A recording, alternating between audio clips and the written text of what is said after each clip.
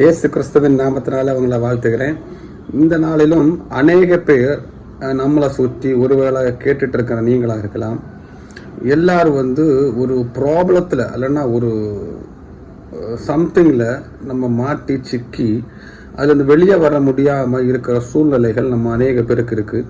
பல பேர் அதுக்கு வேண்டி பல மதங்களை சார்ந்தும் தேவனை சார்ந்தும் ஓடுகிற ஓட்டமாக இருக்கிறோம். எங்கேயாவது போய் நமக்கு ஒரு ரிலீஃப் கிடைக்காதா, அந்த மாதிரி சுச்சுவேஷனில் நம்மளை சுற்றி நிறைய பேர் இருக்கிறாங்க. பல பிரச்சனைகளில் மாட்டிகிட்டு இருக்கிறவங்களுக்கு இருக்கிறாங்க. அப்போ நிறைய பேர் என்ன பண்ணிகிட்டு இருக்காங்க, வெயிட் பண்ணிட்டு இருக்காங்க. கடவுள் நம்ம வாழ்க்கையில் ஒரு நாள் ஒரு அற்புதத்தை செய்ய மாட்டாரா, ஒரு மாற்றத்தை செய்ய மாட்டார், எனக்கு இந்த ஒரு அடிக்ஷனில் இருந்து இல்லைனா இந்த மாதிரி ஒரு லாக்கில் இருந்து விடுதலை கிடைக்காதா, அந்த மாதிரி. அப்போ அதுக்கு பல பரிகாரங்கள், பல காணிக்கை கொடுக்கறதும், பல காரியத்தில் ஃபாஸ்டிங் எடுக்கிறது, பின்ன நேர்த்தி கடன்கள், அநேக காரியங்கள் நம்ம செய்துகிட்டே இருக்கிறோம்.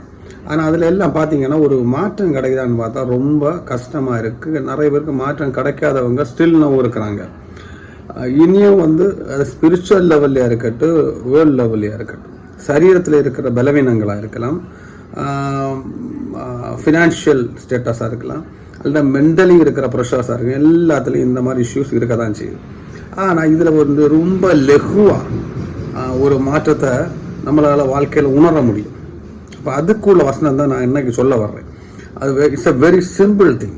நம்ம லைஃப்பில் நம்ம எதிர்பார்க்காத சிம்பிள் திங். தேவன் பெரிய காரியங்கள் நம்ம வாழ்க்கையில் கண்டிப்பாக செய்வார். அதில் என்னன்னா லூக்கா 8ஆம் அதிகாரம் 43-44. இதில் எல்லாருக்கும் தெரிஞ்ச ஒரு சப்ஜெக்ட். கிறிஸ்டியன்ஸாக இல்லாதவங்களுக்கு இது ஒரு புதுசாக இருக்கலாம். அது கூட சிம்பிளாக ஒரு ஸ்டோரி வேஸாக நான் எனக்கு சொல்லிக் கொடுக்கலான்னு நான் நினைக்கிறேன். லூக்கா 8:43-44. இதில் 12 வருஷமாக ஒரு கேரக்டர் என்ன, 12 வருஷமாக பெரும்பாடுள்ள ஸ்திரீ. அப்படின்னா என்னன்னா ப்ளீடிங் இருக்கிற ஒரு ஸ்திரீ, அவளுக்கு சுகம் கிடைக்கவே இல்லை. அந்த 2 வசனத்தில் என்ன சொல்லியிருக்குன்னா, பெரும்பாடுள்ளவளாக இருந்து தன் ஆஸ்திகளை எல்லாம் வைத்தியர்களுக்கும் செலவழித்தும் ஒருவனாலும் சொஸ்தமாக்க கூடாதபடி இருந்துச்சு. அப்போ இப்படி ஒரு சூழ்நிலை இருக்கிற ஒரு ஸ்திரீ. இப்போ அந்த காலகட்டத்தில் பார்த்தீங்கன்னா இந்த ப்ளீடிங் இருக்கிற ஸ்திரீயை என்ன பண்ணுவாங்கன்னா பாளையத்தின் புறம்புன்னா அவங்க இருக்கிற சொசைட்டிலேருந்து வெளியே தள்ளி தனிமையாக வச்சு அவங்க தனி கப்பு, தனி சாசஸ். அப்போ இதெல்லாம் முடிந்த பிறகு தான் அவங்கள அவங்க கம்யூனிட்டியிலே சேர்த்துக்கொள்வாங்க, வீட்டில் சேர்த்துக்கொள்வாங்க. பிள்ளைகள் கூட கிட்ட இருக்க முடியாது. அந்த மாதிரி சூழ்நிலையில் 12 வருஷமாக ஒரு ஸ்திரீ இருக்கிறா. அந்த மென்டாலிட்டியை நீங்கள் நினச்சி பார்க்கணும்.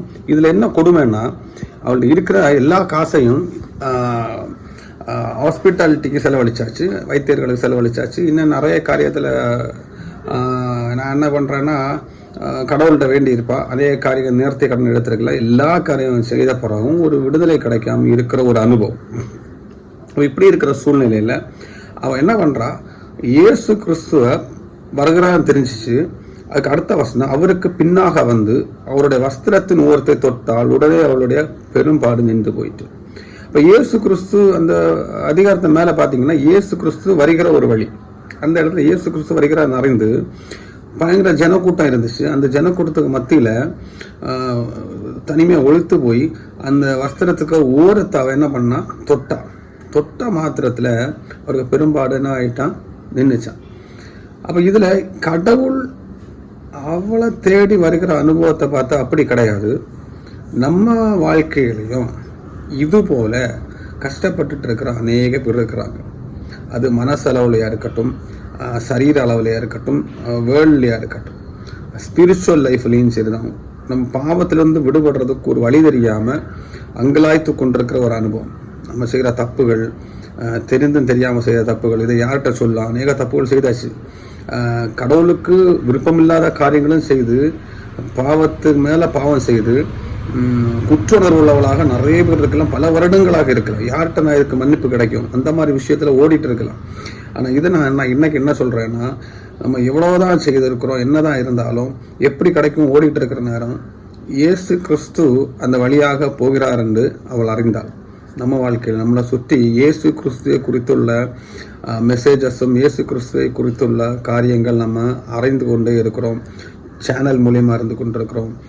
மீடியா செஷனில் இருந்து கொண்டிருக்கிறோம், எல்லாத்துக்கு மேலே வசனம் பைபிள் நம்ம வீட்டில் இருக்கும். அப்போ அறிகிறதுக்கு அநேக வாய்ப்புகள் இருக்குது, அறிந்துட்டு இருக்கிறோம். இருந்தாலும் நம்ம என்ன பண்ணுறோம், கிட்ட போனால் நமக்கு நல்லா முடியுமா, அவர் மன்னிப்பு கொடுப்பாரா, இல்லை இப்படிப்பட்ட ஒரு ஆள் அறிந்த பிறகும் போகிறதுக்கு ஒரு மடியாக இருக்கும். ஆனால் என்ன சொல்லுவேன்னா, இப்படிப்பட்ட சூழ்நிலை இருக்கிறீங்களா, ஒன்றே ஒன்று, நீங்கள் அவரை போய் அவருக்கு வஸ்திரத்தின் ஓரத்தை அவர் தொட்டா.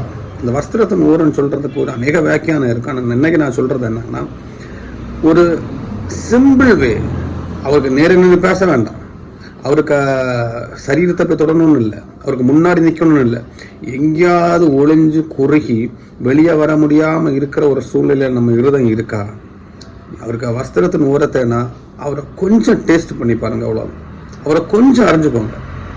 இன்னார் வாராரு, இந்த லைஃப்பில் எனக்கு உள்ளாடி அவரை ஏற்றுக்கொண்டா மட்டும் போதும். ஒரு சிம்பிள் வேர்ட், காட் எனக்கு உள்ளாடி வந்துடுங்க, எனக்கு வாழ்க்கை ஒரு மாற்றத்தை கொடுங்க. அந்த மாதிரி அவருக்கு சிம்பிளாக போய் அவர் வஸ்திரத்தில் ஓரத்தை தொட்டால் மட்டும் போதுமே, உங்கள் வாழ்க்கையில் ஒரு மாற்றத்தை கண்டிப்பாக என்ன பண்ண முடியும், பார்க்க முடியும். அதுக்கு என்ன அவருக்கு பின்னாக வந்து என்ன சொல்லணும், உலகத்துக்கு பின்னாடி நீங்கள் போயிருக்கலாம் ஒரு விடுதலைக்கு வேண்டி, ஒரு வாழ்க்கை மாற்றத்துக்கு வேண்டி. கைவிடப்பட்ட சூழ்நிலையில் எல்லாராலையும் கைவிடப்பட்டாச்சு. என்ன சூழ்நிலையாக இருந்தாலும், கடன் பிரச்சனையாக இருக்கட்டும், இல்லைன்னா வந்து சரீரத்தில் பிரச்சனையாக இருக்கட்டும், மென்டலி ப்ராப்ளமாக இருக்கட்டும், என்ன ப்ராப்ளமாக இருந்தாலும் தேர் இஸ் நோ வேன்னு சொல்லிட்டு இருக்கிற நேரம் ஒன்றே ஒன்று நான் சொல்ல முடியும், அவருக்கு பின்னாடி நீங்கள் போங்க. இன்னும் சொல்ல போனால் ஸ்பிரிச்சுவல் லெவலில் ஹெவன்லி கிங்டமை நம்ம மிஸ் பண்ணிட்டு ஓடுகிற ஓட்டம் எல்லாமே வந்து எங்கே போயிருக்கோம்னா நரகத்துக்கு தான் போகும். அப்போ நம்ம வாழ்க்கை வந்து எல்லாரையும் விட்டு ஒதுங்கி இருக்கிற ஒரு அனுபவத்தில் ஒரு விடுதலை கிடைக்காம, பாவத்திலேருந்து ஒரு விடுதலை கிடைக்காம ஒதுங்கி இருக்கிற அனுபவத்தில் இருக்கும்போது நம்ம வாழ்க்கை நரகத்துக்கு போயிடும்.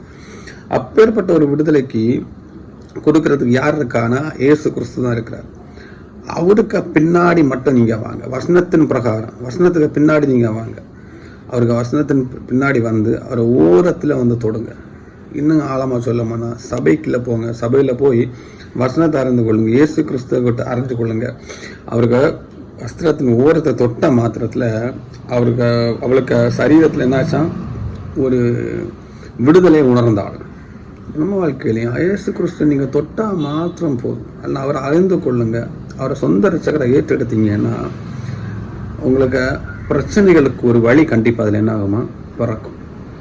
அப்போ அன்னைக்கு அவளுக்கு அந்த பிரச்சனையிலேருந்து ஒரு ரிலீஃப் கிடச்சி, நமக்கும் அன்னைக்கு அந்த லைஃப்லேருந்து ஒரு ரிலீஃப், அந்த மென்டலி இருக்கிற ஒரு ப்ரெஷராக இருக்கட்டும், மாறி இருக்கிற வாழ்க்கையில இருந்து திருப்பி ஒரு குட் லைஃபுக்கு உள்ளாடி என்றாகிறதுக்கு தேவன் உங்களை உதவி செய்வார்.